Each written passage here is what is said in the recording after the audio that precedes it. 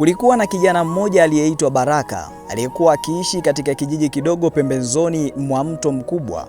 Baraka alikuwa ni kijana mwenye akili nyingi sana, lakini alikuwa na tabia moja ambayo haikupendeza katika jamii ile, tabia ya kusema uongo, na huu ndio uliokuwa udhaifu wake. Siku moja kijijini hapo kulitangazwa kuwa angefika mfanyabiashara maarufu kutoka mjini ambaye angekuja kuchagua vijana wa kufanya nao kazi akiwa huko mjini. Mfanyabiashara huyo alipofika, aliwaita vijana wote, na hivyo uongozi wa kijiji ulikubaliana na swala hilo. Vijana wote walifika mahali pale wakimsikiliza mfanyabiashara ambaye alianza kwa kusema, "Ni nani kati yenu anaweza kuaminiwa hata akiwa peke yake?" Kila mmoja alianza kujisifia. Kila kijana aliyepewa nafasi alijisifia kadiri anavyoweza kusema. Baraka naye alisema, "Mimi ninaweza, na mimi sijawahi kuwa muongo hata siku moja." Wazee wa kijiji walitazamana kimya kimya, maana walijua ukweli wa tabia ya Baraka. Baada ya mahojiano hayo, mfanyabiashara alisema, "Sasa vijana wangu, nimewasikiliza vizuri sana. Naomba mmoja kati yenu nimpatie mkoba wangu huu, alafu atanirudishia kesho asubuhi." Mkoba huo alipewa Baraka. Baraka aliuchukua mkoba ule na kwenda nao nyumbani kwao. Alipofika nyumbani, aliufungua. Alishtuka sana baada ya kuona ni fedha nyingi sana zipo ndani ya ule mkoba. Hivyo alisema moyoni, "Hivi kweli nikichukua hizi fedha, yule mfanyabiashara atajua?" Hawezi kujua bwana. Hawezi kujua. Hizi ni fedha nyingi sana.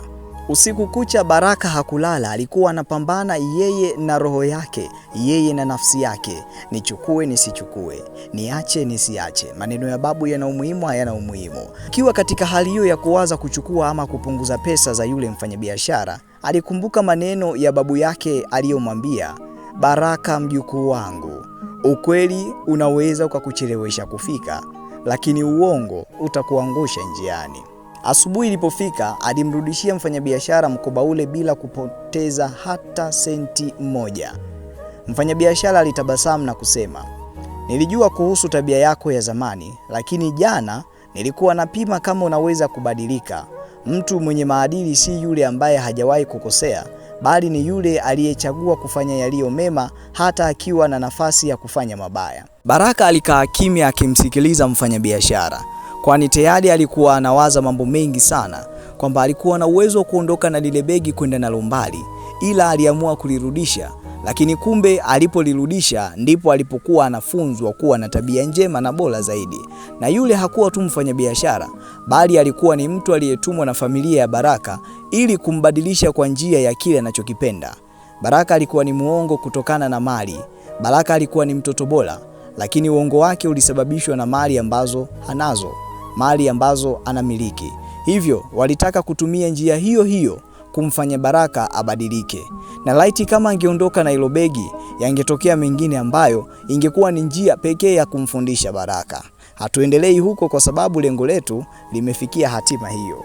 Kwa kuhitimisha, tunasema kuanzia siku hiyo Baraka alibadilika na watu wakaanza kumheshimu na kumtoa katika yale mawazo ya kwamba ni muongo aliyepindukia. Watu wengine walijifunza kuwa maadili mema ni utajiri ambao hauibwi na mwizi, hauchomwi na moto, wala hauzeeki kwa miaka. Asante sana. Hii ni chaneli yako pendwa ya Lisha Ubongo, mahali ambapo mabadiliko ni kubadilika.